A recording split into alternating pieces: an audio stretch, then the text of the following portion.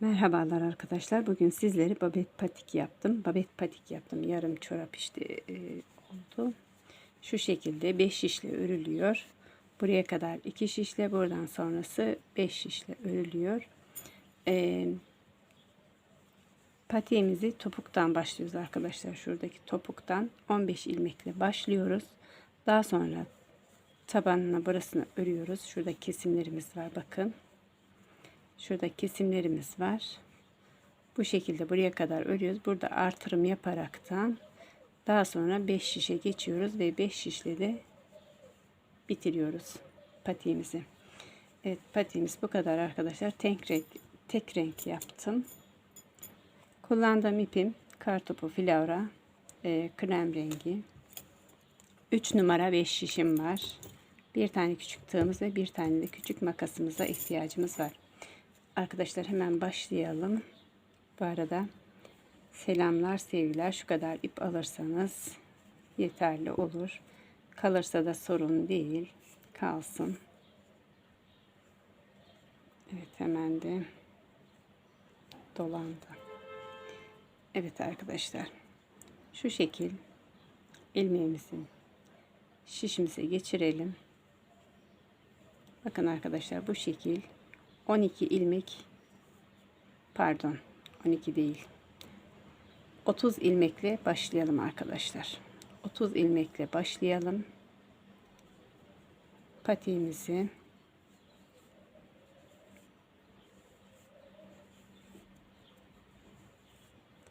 evet arkadaşlar 30 ilmekle başlayacağız. Bu arada kanalıma abone değilseniz kanalıma abone olup bildirim zillerini açarsanız diğer videolarımdan da haberdar olursunuz. Arkadaşlar, kanalıma abone ücretsizdir. Abone olursanız sevinirim. Mutlu olurum. Ve beğeni ve yorumlarınızı bekliyorum. 1, 2, 3, 4, 5, 6, 7, 8, 9, 10, 11, 12, 13, 14, 15, 16, 17, 18, 19, 20, 21, 22, 23, 24, 24, 25, 26, 27, 28, 29, 30. Evet arkadaşlar, 30 ilmekle başlıyoruz.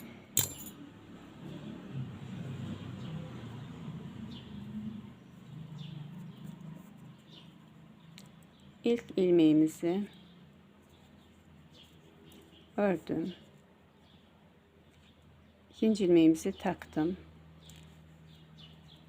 İkinci ilmeğimiz, üçüncü ilmeğimi ördüm. Dördüncü ilmeğimi de takıyorum arkadaşlar, bu şekil. Bir ilmeğimizi örüyoruz. Bir ilmeğimizi takıyoruz. Bir ilmeğimizi örüyoruz. Bir ilmeğimizi takıyoruz. Arkadaşlar bu ilk sıramız bu şekilde. Bir ilmeği ör, birini tak. Sıramızı karıştırmayalım arkadaşlar. Bir ilmeğimizi takalım. Bir ilmeğimizi örelim. Ör, tak. Bir ilmeği ör, bir ilmeği tak.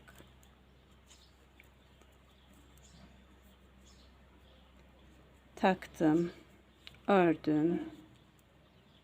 Taktım, ben bile şaşırıyorum. Ördüm. Taktım, ördüm. Bu sırayı bu şekilde bitireceğiz arkadaşlar. Bir ilmeğimizi takacağız. Bir ilmeğimizi öreceğiz. Taktım, ördüm ve en sonunda ördüm. Dönüyorum tersine. Şimdi ilk ilmeğimizi takıyoruz arkadaşlar. Diğer ilmeklerini de ters örüyoruz. Bu şişimizi ters örelim. Evet arkadaşlar, örgümün düz tarafına geldim. Düz tarafında şimdi ilk ilmeğimizi takıyoruz. İkinci ilmeğimizi de örmeden taktık. Üçüncü ilmeğimizi örüyoruz.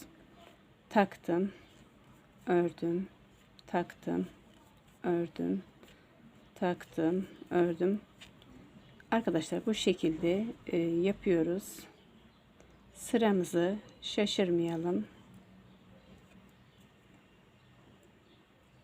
Ördüm, taktım, ördüm, taktım, ördüm, taktım, ördüm, taktım, ördüm, taktım. Evet arkadaşlar, bu sıramız böyle bu şekilde. Bir ilmeğimizi örüyoruz, bir ilmeğimizi takıyoruz. Zamanla zaten üçüncü sırada kendini belirginleştiriyor ördüğümüz ve taktıklarımız. Evet, bu şekilde dönüyorum arkadaşlar örgümün. Şimdi ilk ilmeğimi taktım, yine tersini örüyorum. Bu şekilde örelim arkadaşlar. 30 ilmek yaptık.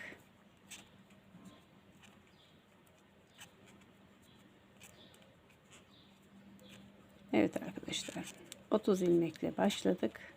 Devam edeceğiz bu şekilde.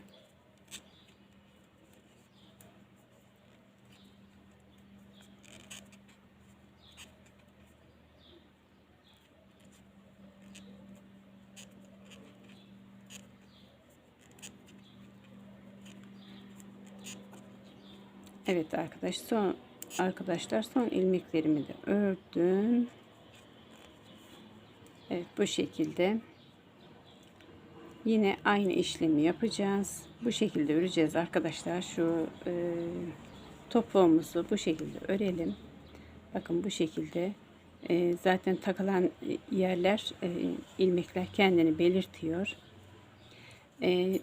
Arkadaşlar şu ne kadar öreceğimiz şuradan bakın, ilmek takacağımız şekil olacak. Şuralardan 1 2, şu anda 2 tane ilmek takabiliriz.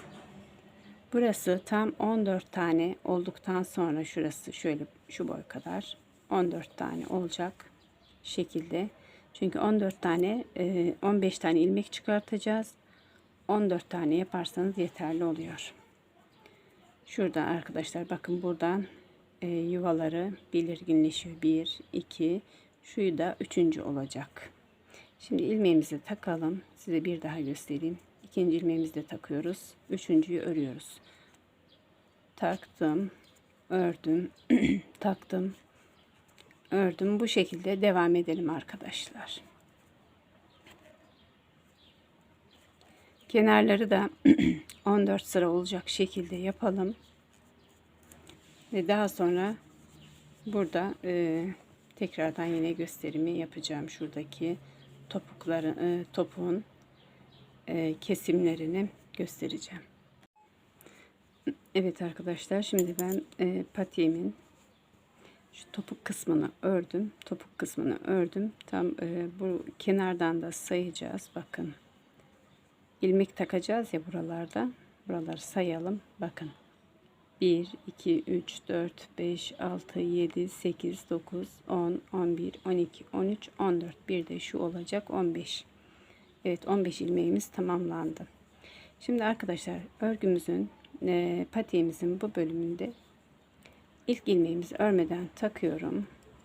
1 2 3 4 5 6 7 8 9 10 11 12 13 14 15.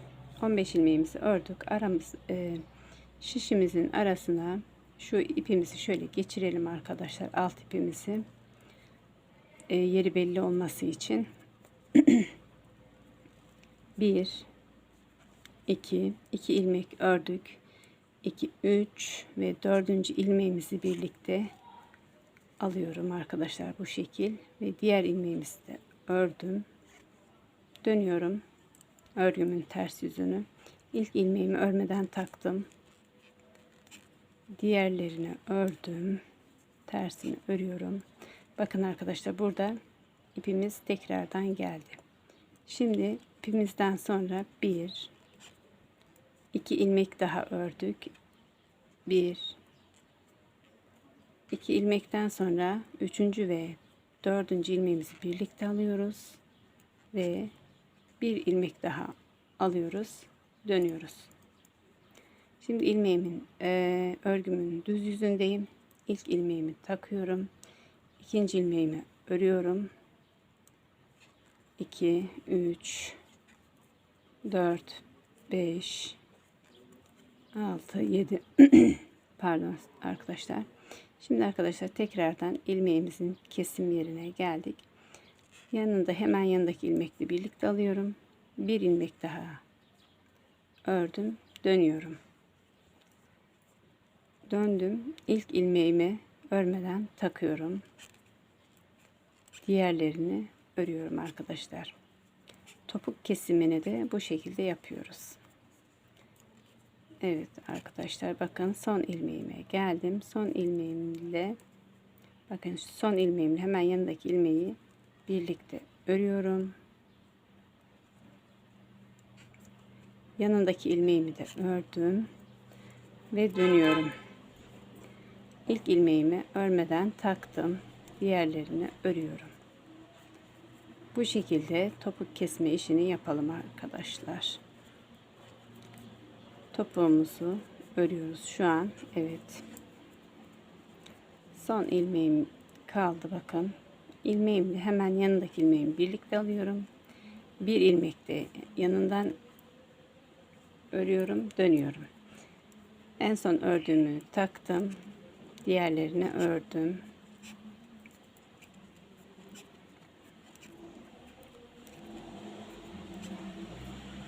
Evet arkadaşlar, bu şekilde topuk yapımımızı bitirelim. En son ilmeğime geldim. Hemen yanındaki ilmekle birlikte örüyorum. Yanında bir ilmek daha örüyorum ve dönüyorum. İlk ilmeği örmeden taktım. Diğerlerini örüyorum. Evet arkadaşlar, bu şekilde. Babet çorabımızın patik yapımını yapıyoruz. Topuk yapımını yapıyoruz. Hemen yanındakiyle birlikte aldım. Bir ilmek daha ördüm ve dönüyorum. İlk ilmeğimi örmeden taktım. Diğerlerini örüyorum.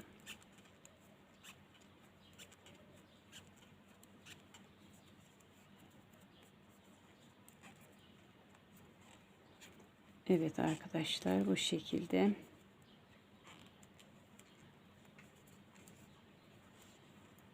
Devam edelim. Pardon, burada bir ilmeğimi daha örmeden geçtim. Şimdi ördüm. İlk ilmeğimi takıyorum. Diğer ilmeğimi örmeye devam ediyorum. Evet arkadaşlar, ben topuğumu yaptım. Bu şekilde kesimlerini bitirdim. Şu anda şişimde 18 ilmeğim var. Ve arkadaşlar, şimdi şu yan taraftan ilmek çıkaracağız. İlmek çıkartmak için de şöyle takıyoruz. Bakın. Şuradan ilmeğimizi takalım. Örelim. 1. Hemen şu yanındakini takalım. Örelim. 2. İsterseniz şu tığla yapalım. 2. 3. Daha kolay olsun. 4. 5.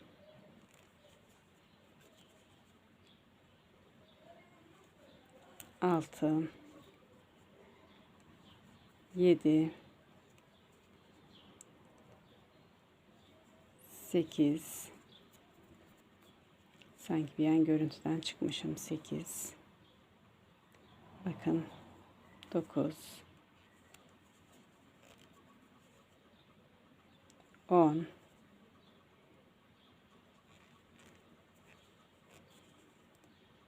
11.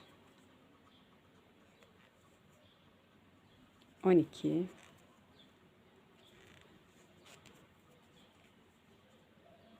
13.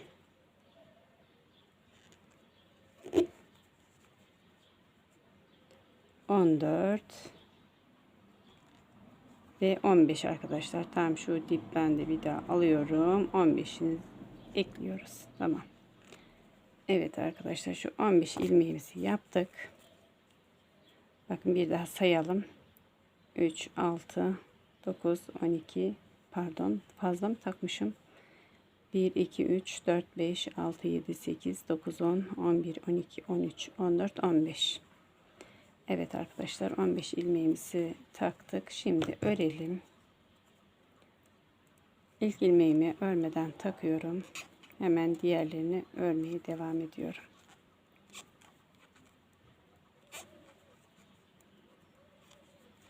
Örmeden devam ediyorum. Düz örüyorum arkadaşlar. Burada hiçbir işlem yapmıyorum. Şimdi çünkü diğer tarafı da taktıktan sonra ortadaki kesim işlemlerini göstereceğim.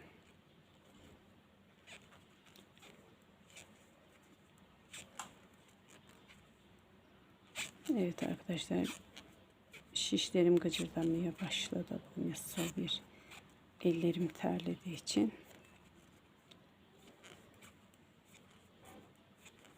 Arkadaşlar arkadaşlar kanalıma abone değilseniz abone olup beğeni ve yorum yapmayı unutmayın diyorum. Evet, şimdi yaptım. Şimdi diğer şişimize diğer taraftan da 15 ilmek çıkartacağız arkadaşlar. Bakın şuradan. Buradan 1 2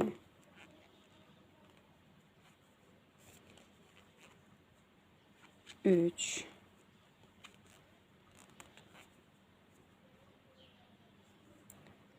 4 5 6 7 8 9 10 11 12 13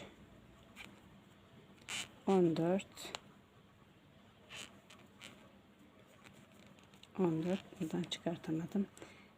Tığımı kullanayım. 14 15 ve 16. Ay pardon, 15. Bir daha bir sayayım arkadaşlar. Yanlışlık olmasın. 1 2 3 4 5 6 7 8 9 10 11 12 13 14 15. Sanki şurada bir eksik gibi 14 takmışım. 15. Evet. Bir daha sayalım. 3 6 9 12 15. Dönelim arkadaşlar. Dönüp ilk ilmeğimizi örmeden takıyorum. Diğerlerini örüyorum. Diğerlerini ters, örgümün ters yüzünde olduğum için tersini örüyoruz. Örelim arkadaşlar. Evet arkadaşlar, örgümün düz tarafına geldim. Ördüm, düz tarafına geldim. Şimdi arkadaşlar şuradaki kesmeyi göstereceğim. Bakın buradan ve buradan böyle V şeklinde kesiliyor. Ayağımızın tabanı oluşuyor. Onu yapacağız şimdi. İlk ilmeğimizi örmeden takıyorum. Diğer ilmeklerimizi sayalım. 2 3 4 5 6 7 8 9 10 11 12 13 14 15. Evet, 15 ilmeğimizi ördük. Şimdi hemen 15 16 17. ilmeğimizi örüyoruz. İkisini birlikte alıyoruz. Diğer 2 3 kestikten sonra 3. Evet arkadaşlar, burayı saymaya gerek yok zaten. Şurada zaten hemen belli oluyor. Bakın. Şuradan 15 ilmek bırakacağız. 1 2 3 4 5 6 7 8 9 10 11 12 13 14 15. Evet, 15 ilmeğimizin arasını örelim.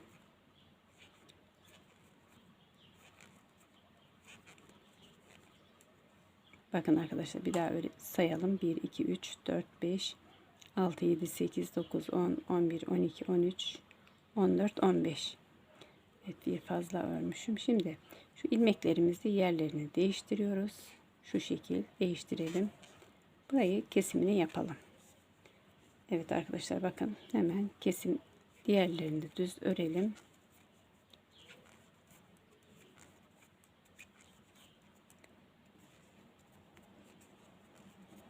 düz örelim arkadaşlar burayı da. Örgümüzün tersinde kesme işlemi yapmıyoruz. Şimdi dönelim.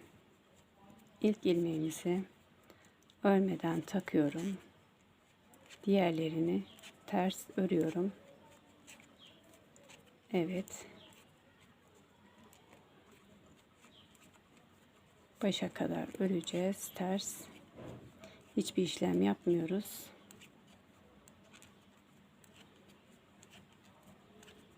Arkadaşlar burası çok uzun gelirse sarabilirsiniz. Ben daha iyi öğrenin diye gösteriyorum. Evet, burasını bu şekil örüyoruz.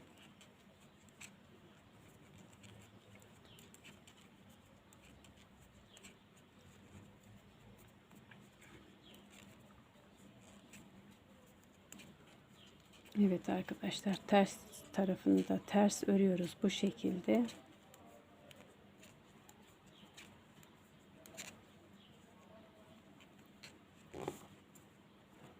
Şimdi örgümün düz tarafına geçtim. Yine ilk ilmeğimi örmeden taktım. Diğer ilmeklerimi örüyorum düz bir şekilde.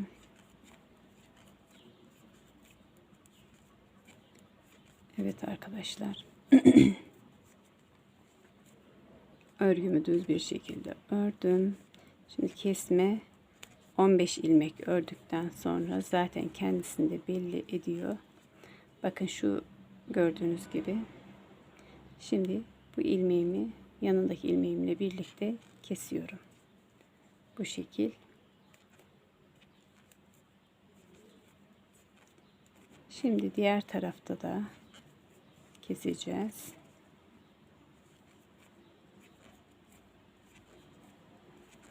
Evet arkadaşlar.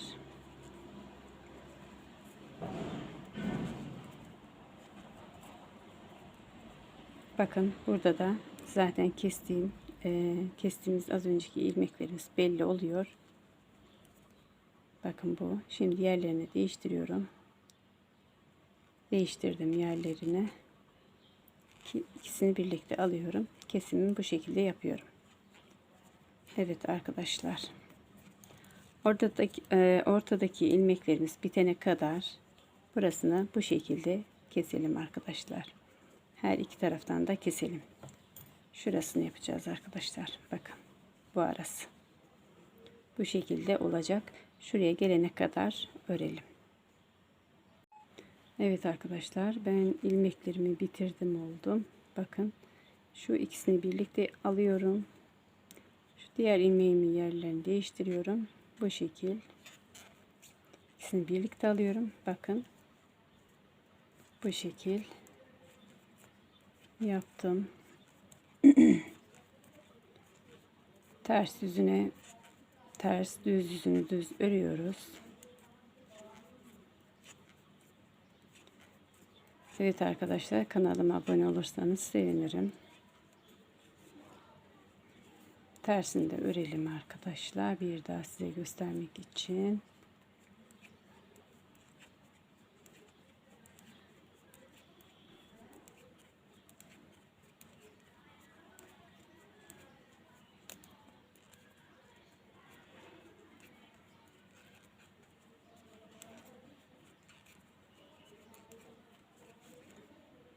Evet arkadaşlar, örgümün düz yüzündeyim. Bakın bu şekil. Şimdi ilmeğimi örmeden taktım. Diğerlerini örüyorum. Kenarlarda 15 tam 31 ilmeğimiz olacak arkadaşlar. Bu sıramızda 31 ilmeğimiz olacak. Şu şekil, evet. Bakın burada bir buradan iki tane ilmeğimiz kaldı. Şimdi ikisini birlikte alıyorum arkadaşlar. Şu şekil. Bu şekil ikisini birlikte alıyorum ve şimdi elimizde 15 ilmeğimiz oluyor. Bakın bu şekil. Evet, siz de bakın şu şekil oldu işte arkadaşlar, bakın. Burada bir V şekli oluştu. Kenarlarımızda 15-15 ilmeğimiz var. Bir tane ilmeğimizle birlikte 31 ilmeğimiz oluyor. Evet arkadaşlar, 31 ilmeğimizi şu arasına öreceğiz. Bu arayı da kaç tane örelim derseniz 14 sıra yapacağız. Bakın. Şöyle şu şekil sayabilirsiniz. 14 sıra bakın. Şuradan 1, 2, 3, 4, 5, 6, 7, 8, 9, 10, 11, 12, 13, 14. Bu şekilde örelim ve daha sonra bu ön taraftan artırmaları göstereceğim.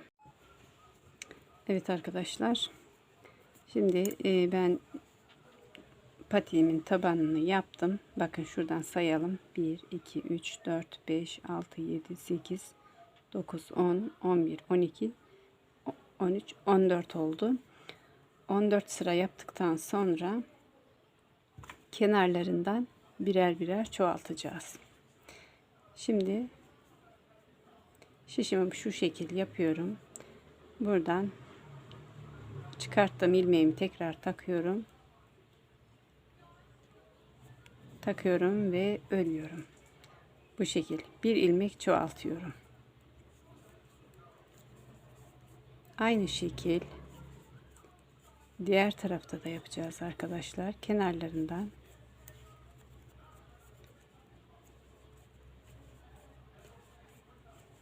Kenarlarından birer ilmek çoğaltma yapacağız.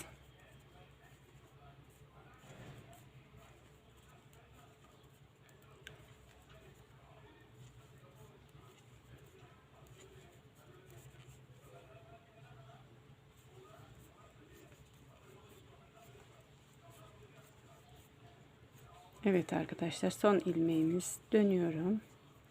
Son ilmeğimizden yine bir ilmek çıkartıyorum şu şekil. Çıkarttıktan sonra tekrardan örüyorum ilmeğimi. Bir ilmek de burada artırma yaptırdık. Şimdi tersini örelim. Tersini örelim. Evet arkadaşlar, birer ilmek, bir ilmek burada artırma yaptık, bir ilmek de bu tarafta. Şimdi ikinci ilmeğimizin artırımını yapacağız. Yine şişimi şu şekilde takıyorum ve içinden ilmek çıkartıyorum. Taktım şişime ve örüyorum. İkinci ilmeğimizi de artırma yapmış oluyoruz. Bu şekil. Şimdi diğer tarafta da aynı işlemi yapacağız. Evet arkadaşlar, son ilmeğimizi de ördükten sonra şöyle dönüyorum. Dönüyorum ve bir ilmek çıkartıyorum. Buradan takıyorum. Taktıktan sonra o çıkardığım ilmeğimi örüyorum. Evet, şu şekil örelim ilmeğimizi. Yine her iki tarafta da birer ilmek artırdık. Şimdi ikişer ilmeğimiz oldu kenarda.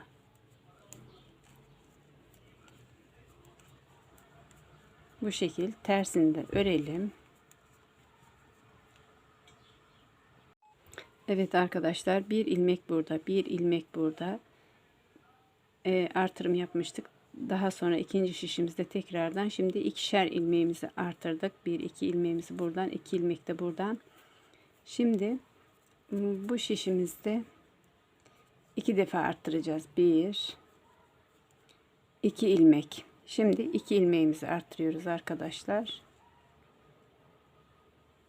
İki ilmek de diğer tarafta arttıracağız. İki ilmek de burada arttırım yapacağız.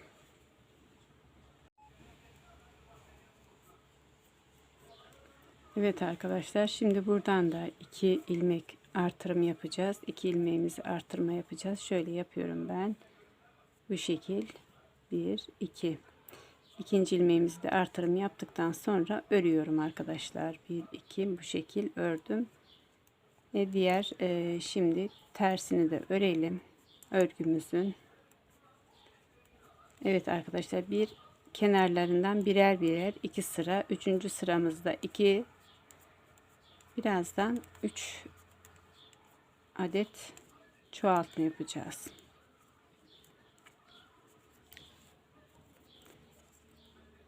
Elimizde toplamda 31 ilmek vardı. Şimdi diğer 30 ilmeği de böyle arttıra arttıra kalanları da birden artırma yapacağız. Evet arkadaşlar, tersini de ördüm. Bu şekilde son ilmeklerimi örüyorum.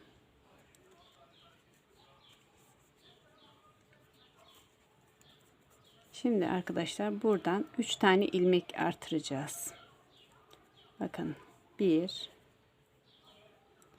2 3 artırdığım ilmekleri örüyorum böyle şu şekil.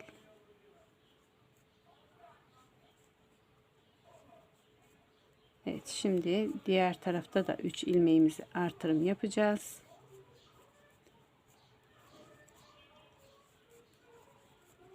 Arkadaşlar, kanalıma abone değilseniz abone olup beğeni ve yorum yapmayı unutmayın. Ayrıca bildirim zillerini de açarsanız diğer videolarımdan da haberdar olursunuz. Evet arkadaşlar. Arkadaşlar, ben bu yaptığım patiğim 38-39 numaralı ayaklar için ideal olur. Eğer daha küçük yapmak isterseniz sadece sayılarını azaltabilirsiniz. Mesela şurada ben 14 sıra yaptım. Siz 12 sıra da yapabilirsiniz. 10 sıra yaparsınız. Ayak numaranıza göre. Bir de eliniz sıkı olursa da fark eder. İpinizin kalınlığı, inceliği de fark eder. Evet. Şimdi bu tarafta 3 tane ilmek artırma yapmıştık. Şimdi burada da 3 tane ilmek artırma yapacağız. Şu şekil 1 2 3. Evet arkadaşlar, bu şekil artırmamızı yapalım. 3 ilmeğimizi de burada artırdık. Şimdi tersini örelim.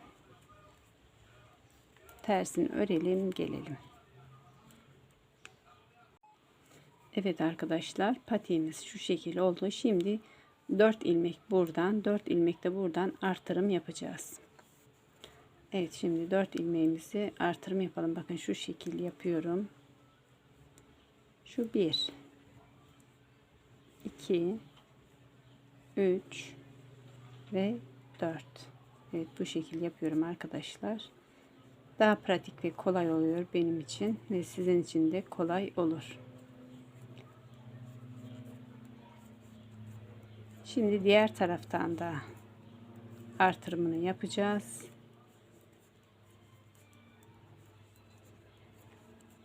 Biraz video uzun sürecek ama aklınız karışmaması için devam edeyim dedim.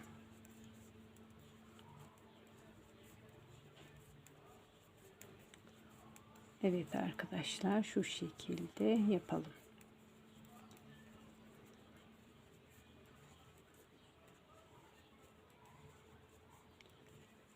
Evet.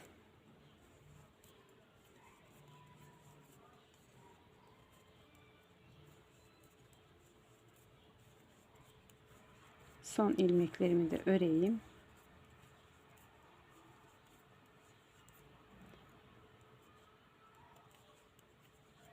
Evet arkadaşlar, buradan 4 ilmek artırma yaptık. Şimdi buradan da 4 ilmek artırım yapacağız. 1 2 3 4 örelim. 1 2 3 4 arttırdığımız ilmeklerimizi de ördük. Hepsini örelim. Düz tersini. Evet arkadaşlar, ters yüzünü örelim. Düz tarafına gelelim. Evet arkadaşlar, 4'er sırada 4 ilmek de artırdık. 4 ilmek burada, 4 ilmek burada. Şimdi en son şimdi burada 5 şişimize geçeceğiz. Şimdi ilk ilmeğimizi örmeden aldım. 1 2 3 4 5 6, 7, 8, 9, 10. Evet arkadaşlar, bir daha bir sayalım. 3, 6, 9, 10. 10 ilmeğimizi yaptık. 10, 11, 12 ilmek. 12 ilmek örelim arkadaşlar. 3, 6, 9, 12. 12 ilmek örelim. Diğer şişimize geçelim. 1, 2, 3, 4, 5, 6, 7, 8, 9, 10, 11, 12, 13, 14 ve 15. Evet. 3, 6, 9, 12, 15. 15 ilmeğimizi de yaptık. Şimdi diğer şişimi alıyorum elime. 1, 2, 3, 4, 5, 6, 7, 8, 9, 10, 11, 12, 13, 14 ve 15. Evet. Bir daha bir sayalım şişimizi. 3, 6, 9, 12, 15. Dördüncü şişimizi de elimize alalım. Diğer şişimizi. 1, 2, 3, 4, 5, 6, 7, 8, 9, 10 ve 11. Evet arkadaşlar, 11. Şimdi şöyle bir ters dönelim. 11. Bu taraftaki şişimizde 12 ilmeğimiz vardı. Bakın. İlk taktığımız şişti. 1, 2, 3, 4, 5, 6, 7, 8, 9, 10, 11, 12. Burası 15 olması için 3 ilmeğimize ihtiyacımız var. Burası da 1, 2, 3, 4, 5, 6, 7, 8, 9, 10, 11. Burası da 12 olması için 4 tane ilmeğimiz var. Yani 1, 2, 3, 4, 5, 6, 7. Bir ilmekte fazla yapıyoruz arkadaşlar. 8. Şimdi dönelim. 8 ilmeği yaptım. Şunu da şöyle bir takalım arkadaşlar. Çünkü burada şişimizi, diğer şişimizi ekleyeceğiz. Şöyle yapalım. Bu şekil. Evet arkadaşlar, bu şekil yapalım. Şurayı sayalım. 30 var mı burada? 3, 1, 2, 3, 4, 5, 6, 7, 8, 9, 10, 11, 12. 12, 13, 14, 15, 16, 17, 18, 19, 20, 21, 22, 23, 24, 25, 26, 27, 28, 29, 30. Evet, elimizde bir fazladan var. Bu fazladanı şimdi şöyle yapacağız arkadaşlar. İkisini birlikte öreceğiz. Şu ilmeğimi diğer şişime geçireceğim. Evet, bu şekil. Diğer şişime geçiriyorum ve bu şişimde diğer şişimdeki iki ilmeği birleştirip ikisini birlikte örüyorum. Evet, bu şekil örelim.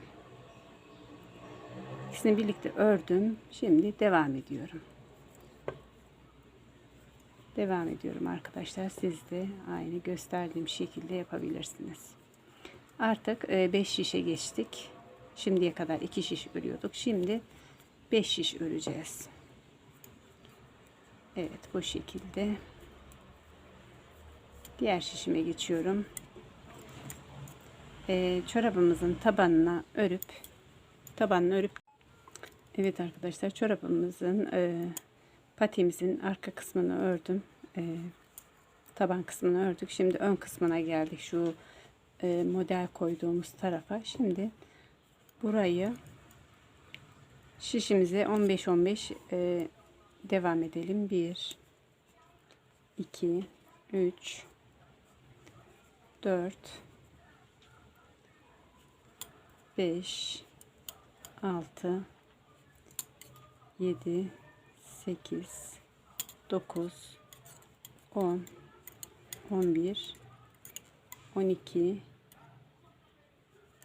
13, 14 ve 15. Evet arkadaşlar, şimdi 15 yaptık. Şu diğer şişimizi aktaracağız buradakileri. Fazlalık bu şişteydi. 3 tane ilmeğimiz var. Arttırdık. Evet, şurada 15 ilmeğimiz var. Şimdi diğer şişimize geçtim. 1, 2, 3, 4, 5, 6, 7, 8, 9, 10, 11, 12, 13, 14, 15. Evet. Evet arkadaşlar, şimdi bu sırayı düz ördüm. Bir arka tabanına örelim. Şu tabanını örelim, gelelim. Evet arkadaşlar, şimdi modelimizi kurmaya geldi. Bakın, bu sırçan dişi dediğimiz bizim buralarda sırçan dişi deniliyor bu modelimize. Şöyle bir bakın. 3 büzmeli, ajurlu 3 büzmeli modelimize geldi. Şimdi ilk ilmeğimizi düz örelim. Bir ilmeğimizi ters örüyoruz. Ters.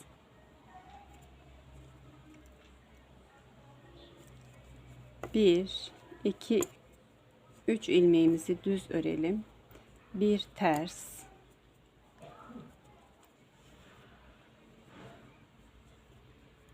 Bir ters. 1, 2, 3 düz. Bir ters. 1, 2, 3 düz. Bir ters. 1. Arkadaşlar, ben burayı sade tek şiş yapacağım. Siz de öyle yapın, daha rahat olur. 1, 2, 3 düz. Bir ters. 1, 2, 3 düz. Bir ters. 1, 2, 3 düz. Bir ters. 1, 2, 3 düz ve bir ters. Evet, bu şekilde modelimizi kuralım ve arkası tabanını örüp gelelim.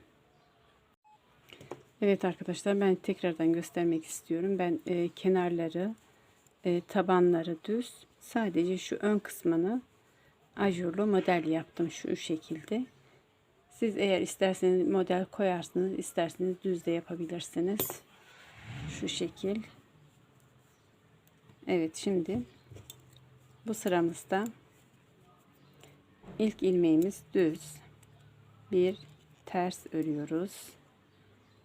1, 2, 3 düz. Bir ters. Yine düzleri düz, tersi ters örelim. Bu sıramızı da bu şekilde örelim. Evet arkadaşlar, şimdi modelimizin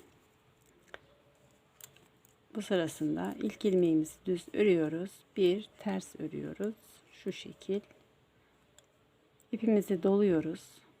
Bakın, ipimi doladım. 1, 2, 3 ilmeğimi birlikte alıyorum. 3 düz ördüğümüz ilmekleri birlikte alıyoruz. Tekrardan ipimi doladım ve bir ters örüyorum. Şurada hemen ipim kaçtı. Evet, başını doladım. 1, 2, 3 ilmeğimi birlikte alıyorum. Tekrar ipimi doladım şişime ve ters örüyorum. Tekrar şişimi doladım. 1, 2, 3. Bu şekilde arkadaşlar. Tekrar şişime doladım ipimi, ters örüyorum. Tekrar şişimi doladım. 1, 2, 3'ünü birlikte alıyorum. Tekrardan şişimi doladım ve ters örüyorum. Şurada bir tane ters ilmeğim oluyor. Tekrardan ipimi doladım şişime. 1 2 3 birlikte alıyorum.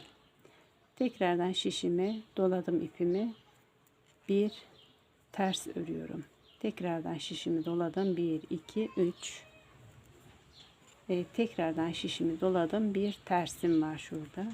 Tekrardan şişimi doladım, 1 2 3 birlikte alıyorum. Tekrardan doluyorum ve şurada bir ilmeğim ters. Evet, siz de bu şekilde bu sırayı bu şekilde yapalım arkadaşlar. Ve ben tabanını örelim gelelim. Evet arkadaşlar, patiğimin tabanını ördüm, yine modelime geldim. Şimdi ilk ilmeğim düz, hemen yanında bir ters ilmeğimiz örüyorum. Ajurlarımızı da örüyoruz şimdi. 1 2 3 bu şekil. Bir ters, bir ters, 1 2 3 düz, bir ters,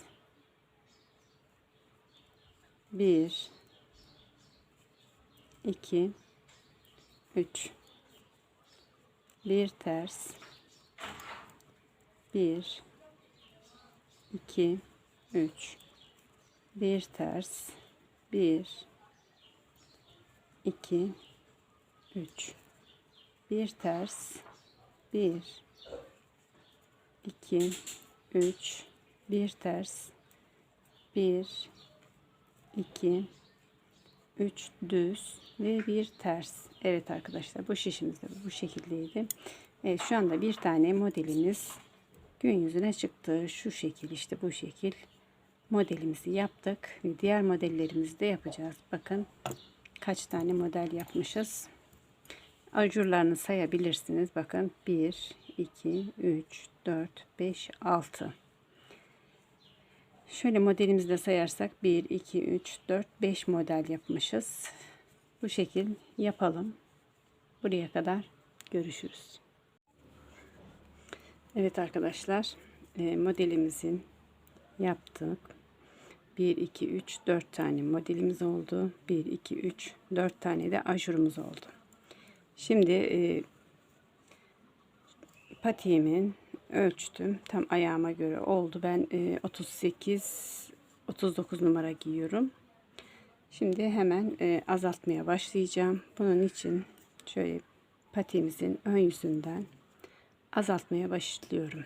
İlk ilmeğimi örüyorum. Hemen yanındaki ile diğer ilmeğimi birlikte örüyorum. Bu şekilde azaltmaya başlıyoruz arkadaşlar. Burayı tek şişle ördüğüm için şimdi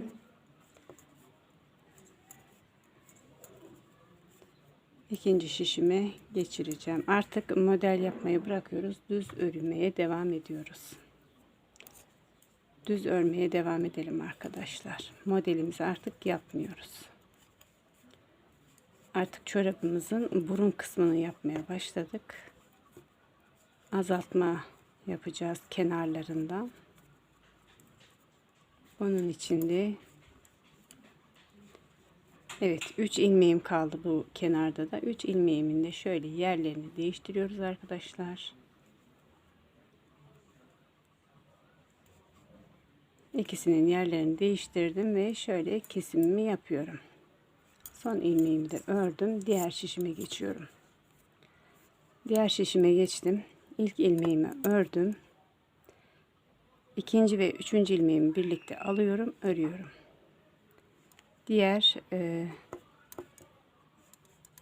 Diğerlerini düz bir şekilde örüyorum.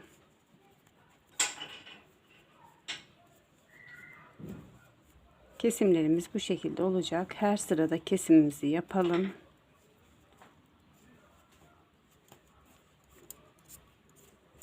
Evet arkadaşlar. Diğer şişime geçtim.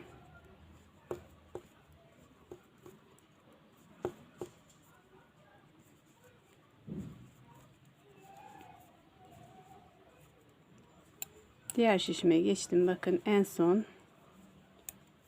3 ilmeğim kalana kadar örüyorum. Şuradaki ilmeklerimin yerlerini değiştiriyorum arkadaşlar. Bu şekilde değiştirip ikisini birlikte örüyorum. Bu şekil. Son ilmeğimi de örüyorum. Diğer şişime geçiyorum. Yine aynı işlemi uyguluyoruz. İlk ilmeğimi örüyorum. İlk ilmeğimi örüyorum. Yanındaki ile hemen üçüncü ilmeğimi birlikte alıp örüyorum. Bu şekil şişlerimizde 6 ilmek kalana kadar bu şekilde kesimimizi devam edelim. Her şişimizde 6 ilmek kalacak.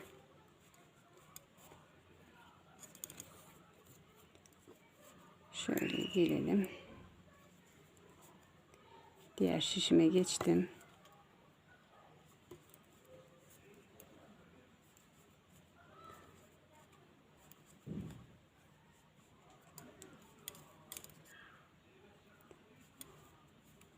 Yine aynı şekilde yapıyoruz arkadaşlar. Son 3 ilmek kaldı. Şimdi yine yerlerini değiştiriyorum. Şu şekilde değiştirelim yerlerini. Ve ikisini birlikte örüyorum. Evet, bu şekilde kesimimizi yapıyoruz. Son ilmeğimizi de örüyoruz. Evet arkadaşlar, diğer şişlerimizde de aynı uygulayalım. Her şişimizde 6 ilmek kalana kadar kesim işlemlerine devam edelim. Evet arkadaşlar, ben kesim işlemimi bitirdim. Her şişimde 6 ilmeğim var. Bakın şu şekil. Her şişimde 6 ilmeğim var. Ördüm. Şimdi bunları içimden şöyle geçirerek şişleri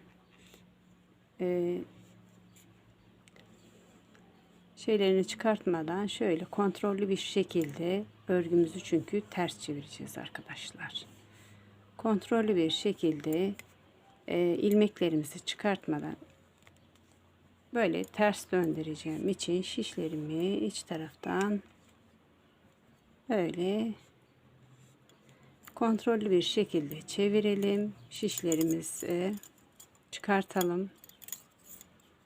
Ben böyle yapıyorum. Son bu şekil.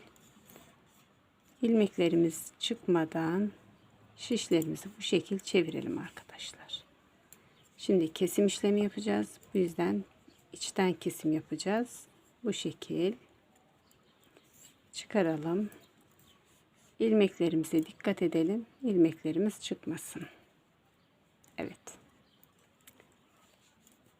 Şimdi ipimizi de şöyle bayağı bir çekelim. Şimdi arkadaşlar bu şekilde pardon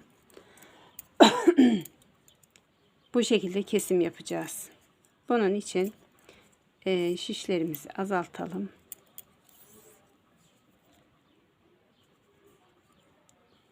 Dört şiş oldu muydu içine dışına çıkartması daha kolay oluyor arkadaşlar. Bu yüzden böyle bir şey yaptım. Siz de aynısını tekrarlayın, yapın. Kesimini yapmak için diğer şişime aktarıyorum. Şişlerimin ikisini çıkardım. İlmeklerimi diğer şişime aktarıyorum. Evet, şimdi 2 şişim kaldı. İpim burada. Evet. Bir bu şişten ilmek alıyorum. Bir diğer şişten ilmek alıyorum. 2 ilmeğimin içinden ipimi geçiriyorum. İkisini birlikte çıkartıyorum. Evet arkadaşlar, diğer şişimden bir şişimden bir ilmek, diğer şişimden ikinci ilmeği alıyorum. İkisini birlikte çıkartıyorum ve diğer ilmeğimi üstten atlattırıyorum. İlmeğimi çıkardım, taktım. Diğer şişimden de taktım. İpimi geçiriyorum. Diğer şişimin atlattırıyorum. Örgüyü ters çevirdikten sonra ikisini birlikte alıyorum. Diğer şişimin üstünden atlattırıyorum. Bu ilmek burada kalıyor. Buradan bir ilmek aldım. Bir diğer şişten aldım. İkisini bir birlikte ördüm. Diğer şişi de ilmeğimi üstünden atlattırıyorum.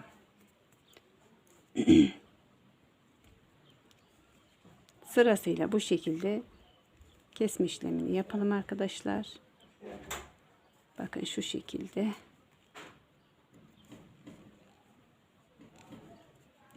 Evet.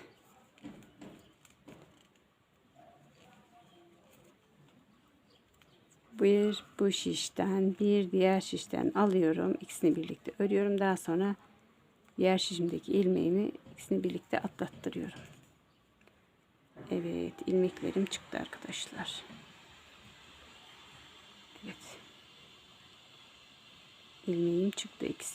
Dördü birden çıktı ilmeklerimin. Hemen bir takayım. Yoksa kaybolursa bulamayız.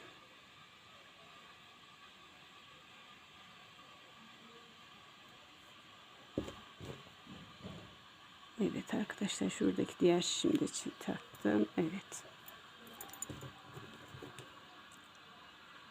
Evet, hepsi birden.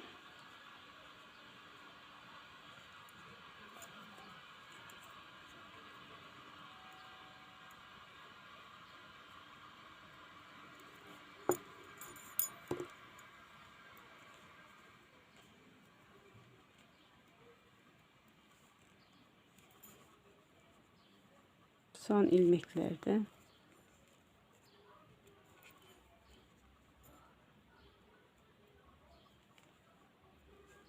Evet arkadaşlar, bir aksilik oldu. İkisi birden çıktı şişimin.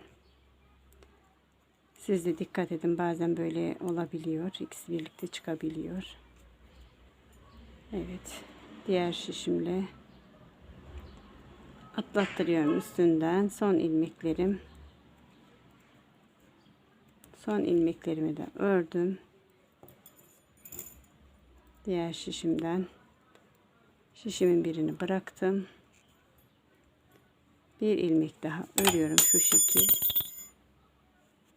Evet. Makasımla ipimi kesiyorum arkadaşlar. Daha sonra ipimi çekiyorum. Diğer ipimi, evet, şu şekil içten kesme yaptık. Şimdi şöyle döndürdüm arkadaşlar. Bakın, hiç kesme izi belli olmuyor. Gayet güzel ve şık oldu. Biraz dikkat isteyen şey, hepsi bu kadar. Bakın arkadaşlar, şu şekil.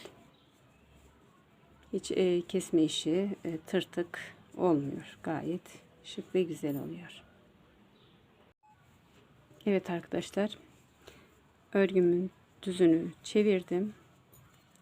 Buradaki diğer ipimi bağladım. Ve şimdi şuradaki, bakın, ilmeklerimiz belli. Şu ilmeklerimize ilmek çıkartacağız. Şu kenardaki V şeklinde olan karşılıklı ilmek çıkartacağız arkadaşlar. Bunun için yapmam gereken 1, 2, 3,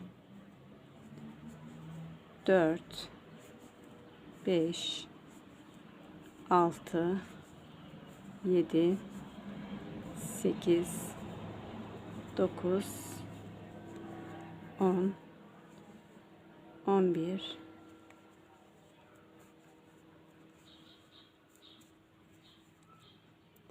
12, 13,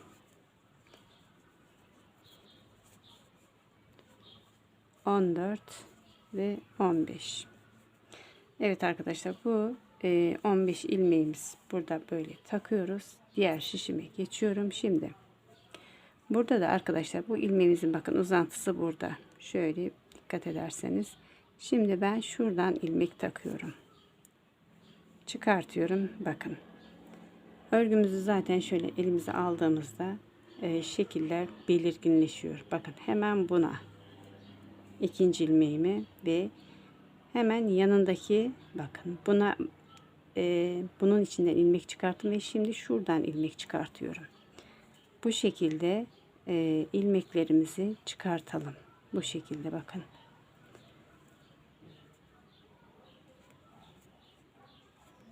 içten bu şekilde ilmeklerimizi çıkaralım. Bakın buradan çıkardım. Örgülerimiz belli zaten. İlmeklerimizi hemen şu yanındaki ilmeğimize batıyoruz. Şişimizi böyle bir ilmek de buradan çıkarıyoruz. Hemen buradan. Zaten belirli arkadaşlar. Dikkat ederseniz bakın. Şimdi şu ilmeğimi battım. Şimdi şu ilmeğimin içine batacağım. Bakın bu şekil. Buradan da bir ilmek çıkartıyorum. Daha sonra bakın hemen yanındakine atlıyoruz. Buradan da bir ilmek çıkarttım. Hemen diğerine bakın şu şekil.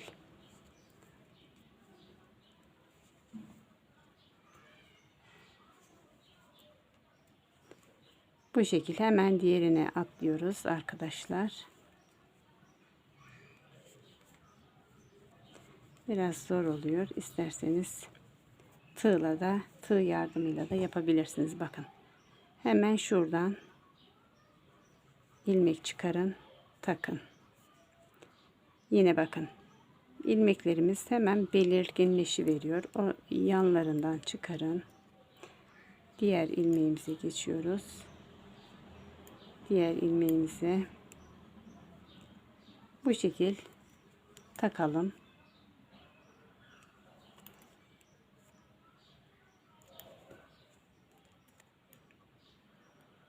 Evet. Şimdi diğer şişimize geçeceğiz birazdan. Bu yüzden burayı da bir takalım.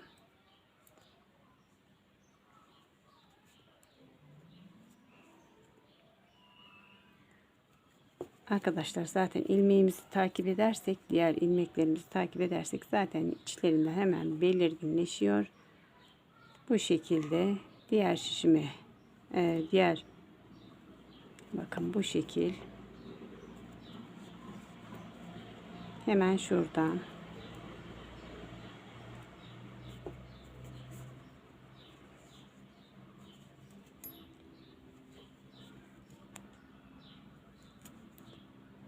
bu şekil takalım.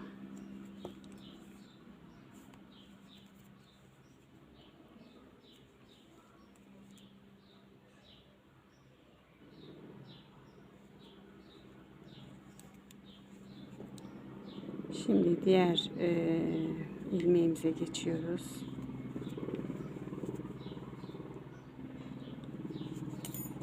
Arkadaşlar tabanından itibaren takip ederseniz ilmeğinizi zaten nereye batacağınız çok gayet açık oluyor.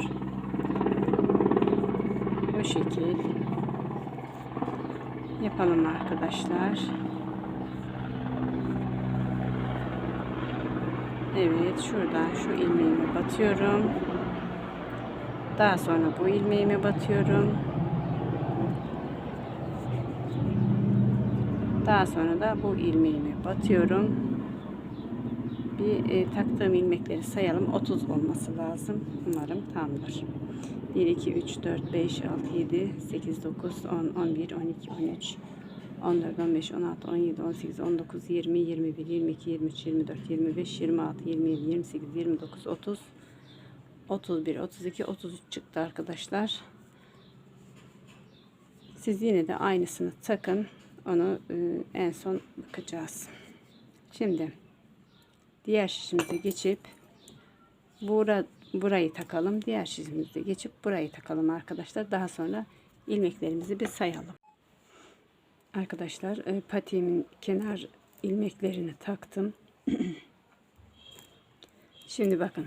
Burada zaten 30 ilmek olduğu için burayı 30 ilmek yaptık. Topuğu da 30 ilmek olduğu için burayı da 30 ilmek takıyoruz arkadaşlar. Yan tarafları da 17 ilmek bu şekilde takalım ve düz örelim. Ne kadar öreceğiz? 12 sıra öreceğiz arkadaşlar. Yani şöyle yine şuradan sayacağız. Şöyle bakın, şöyle 1 2 3 4 5 6, yani 12 sıra ördükten sonra daha sonra bu kenarlarını içine katlayıp içten dikimini yapacağız arkadaşlar. Evet arkadaşlar, patiğimizin kenar kısmını ördük. Tam 12 sıra ördüm arkadaşlar. Bakın size de sayayım isterseniz. Bakın şurada. 1, 2, 3, 4, 5, 6, 7, 8, 9, 10, 11, 12. 12 sıra ördükten sonra şimdi şuradan şöyle diğer milimi alıyorum. Şişimi. Şuradan bakın ilk başladığımız ilmek çıkarttığımız yerden ilmek çıkarttığımız yerden şu şekilde bağlama yapıyoruz. Şimdi diğer hemen yanındaki alıyoruz. Da şöyle geçiriyorum arkadaşlar. Ve alta geçiyorum bakın. Hemen yanındaki ilmekten geçiriyorum ilmeğimi. İkisini birlikte geçiriyorum. Tekrardan diğerini alıyorum. Aldıktan sonra bakın. Şu görüyorsunuz arkadaşlar. Şöyle bakın. Şu gördüğünüz yerden ikisini birlikte alıp örüyorum. Buradan ilmeğimi takıyorum. Alttaki bakın şu ilmeğimin ilk başlangıç yerini çıkartıp her ikisini böyle çıkartıyorum. Şimdi ilmeğimi tekrar alıyorum. İlk başlangıç olan ilmeğimizin içinden geçiriyorum. İkisini birlikte geçirip örüyorum. Şu ilmeğimi önce takıyorum. Taktıktan sonra şuradaki bakın ilmeğimizin içinden geçirip şu şekilde örüyorum. Taktım. Bakın şuradaki başlangıçtan itibaren ikisini birlikte alıyorum. Yine aynı aldım. Şu başlangıç ilmeğimin içinden geçiriyorum. Tekrar içinden geçirip tekrar içinden geçiriyorum arkadaşlar. İlmeğimi aldım. İlk başlangıç noktasından ipimi geçiriyorum. Her ikisinden de kalan ikisinden de geçirdim. İlmeğim tek kalıyor. Arkadaşlar bu şekilde ilmeklerimizi bitireceğiz. Alalım ilmeğimizi. Bakın bu şekil. Şuradaki ipimiz belli zaten, ilk başlangıç noktamız. Bu şekilde örelim.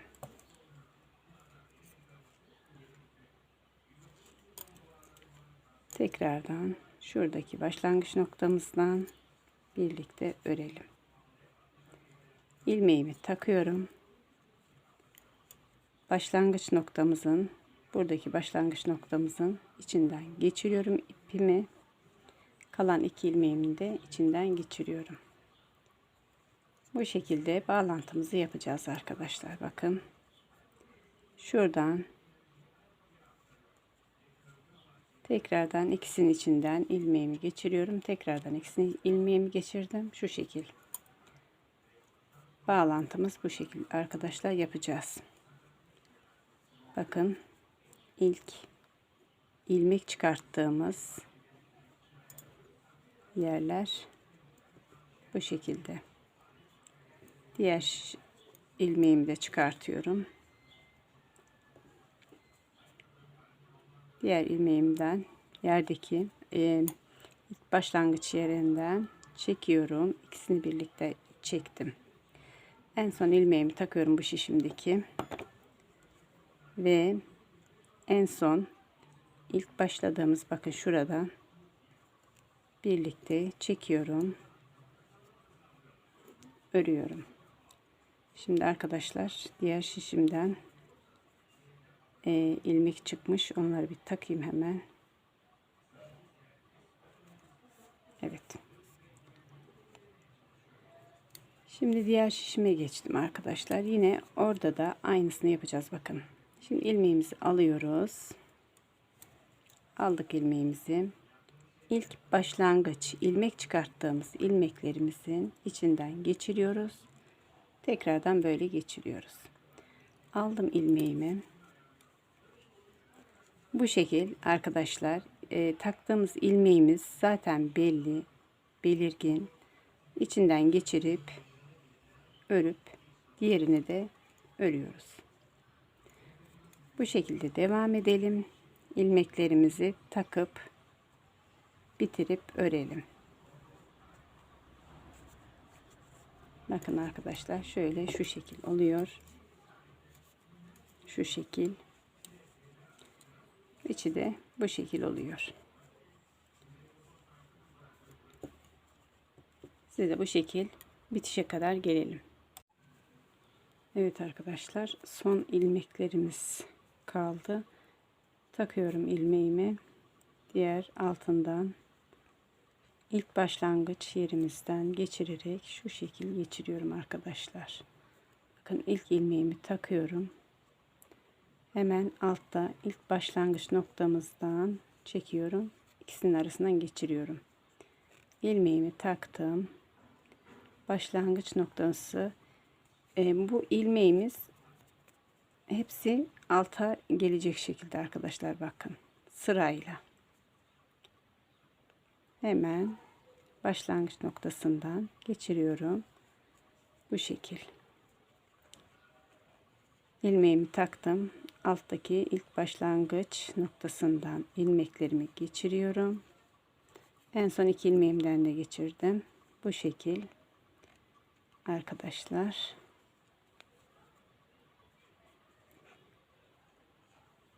Evet, geçirelim. Son ilmeğimiz de şu şekilde, bakın. İlk başlangıç noktamıza geldik. Geçiriyoruz ilmeğimizi. İkisinin içinden en son geçirdik. Ve bir ilk başladığımız yerden de geçirdikten sonra ipimizi kesiyoruz arkadaşlar. Bu şekilde ipimizi keselim. İpimizi de içinden geçirelim.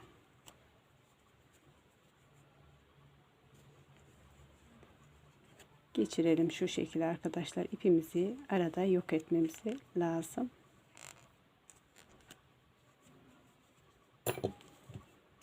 Bu şekilde keselim. Evet. Babet çorabımız bu şekilde oluyor arkadaşlar, bakın. Ben 38-39 numara ayakkabı giydiğim için bana iyi oldu. Tam ayak numarama tam oluyor arkadaşlar. Çünkü ölçtüm kesmeden önce. Bu şekil. Diğeri de bu şekil. Bakın, kesim yerleri gayet güzel. Şık bir çorap oldu. Siz de hemen deneyebilirsiniz. İzlediğiniz için teşekkürler.